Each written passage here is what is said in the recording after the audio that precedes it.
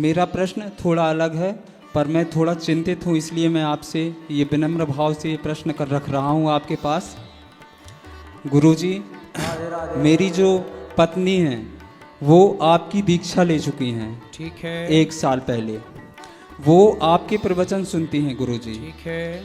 और हमने आपके प्रवचन पहले कभी नहीं सुने थे। तो उन्होंने हमें शिक्षा दी कि अनिरुद्ध आचार्य जी गुरु जी हैं ना, उनके प्रवचन सुना करो। तो मैंने 1-2 दिन पहले मतलब उनकी बात टाल दी, फिर उन्होंने ज़बरदस्ती हमें सुनवाए आपके प्रवचन। ठीक है। तो हमें बहुत अच्छा लगा आपका जो पारिवारिक आप समझाते हैं कि पति पत्नी दोनों खुश रहना चाहिए और कभी लड़ाई नहीं करना चाहिए और हमेशा एक दूसरे का साथ देना चाहिए। ठीक है। तो थोड़ी सी दिक्कत ये आ गई है गुरुजी कि अभी हम काम नहीं कर पा रहे थे, तबीयत खराब हो गई थी हमारी, तो थोड़ी सी घर में दोनों में मनमुटाव चल रहा था, हम में और मेरी पत्नी में, दोनों में।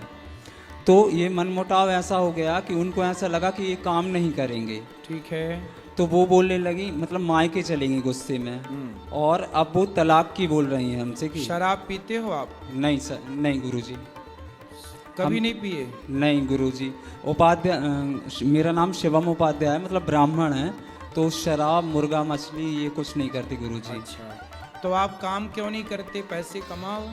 पैसे कमाते हैं गुरुजी। अभी हम आए थे वृंदावन, वृंदावन में हमने तो पत्नी को बोलना, ले आते हम समझाते, समझाएंगे हमारी बात, बोलना कि सुने जी, पति ना कमाए, पति गरीब है, पति नहीं काम कर रहा है, इस परिस्थिति में पत्नी को अपने पति का साथ देना चाहिए, ना कि पति को छोड़ देना चाहिए।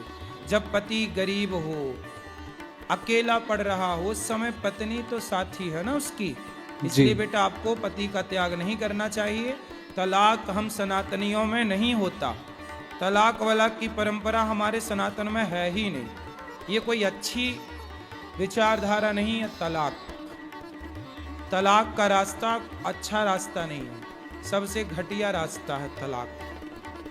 जी गुरुजी, मेरी आपसे एक विनम्र निवेदन है कि आपने मतलब आपको वो इतना ज़्यादा मानती हैं, इतना ज़्यादा पूजती हैं, जैसे अभी यह ने क्वेश्चन किया था भगवान की तरह, तो वो वैसा पूछती हैं।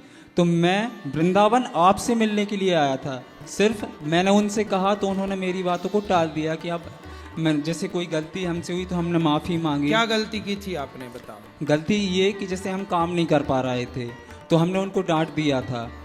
जैसे कि क्या बोल दिया था? हमने की कि मतलब हमें ऐसा टॉर्चर मत करो काम के लिए, एकदम हम जैसे ही हो जाएंगे मतलब स्वस्थ हो जाएंगे हम काम जरूर करेंगे, हम पे विश्वास रखो, थोड़ा सा हम पे विश्वास रखो।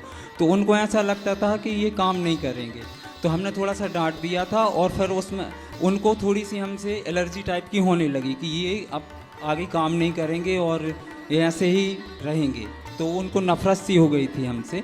तो गुरुजी आपसे एक प्रार्थना है कि उनका नाम रेखा। परंतु देखो, इतनी सी बात के लिए कोई पत्नी अपने पति को नहीं छोड़े, कोई और बात है जो आप छिपा रहे हो, आप पूरी अपना पक्ष नहीं बता रहे हो। चूंकि आपकी पत्नी यहाँ नहीं है तो आपने उसका पक्ष तो बता दिया, अब आपकी पत्नी यहाँ होती तो वो ये बताती ना कि किस कारण से उसने ऐसा कहा, कोई तो कारण रहा होगा, बिना कारण के कार्य तो नहीं होता।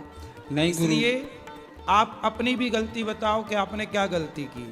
आपका कोई पराई स्त्री से चक्कर था? नहीं गुरुजी एक बात और बता दें हम आपको। हाँ। मतलब मन से बता रहे, सच्चे हृदय से बता रहे हैं। बताओ।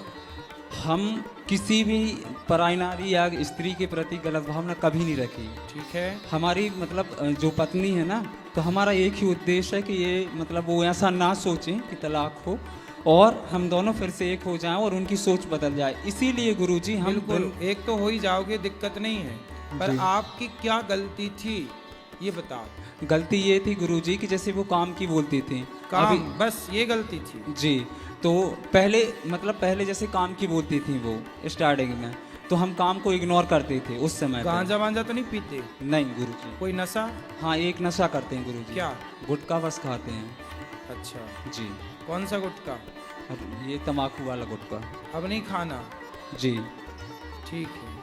तो गुरुजी चलो आ जाएगी अब आपकी पत्नी। जी ठीक है। राधे राधे गुरुजी, आपके चरणों में कोटि कोटि प्रणाम। खुश रहिए, खुश रहिए।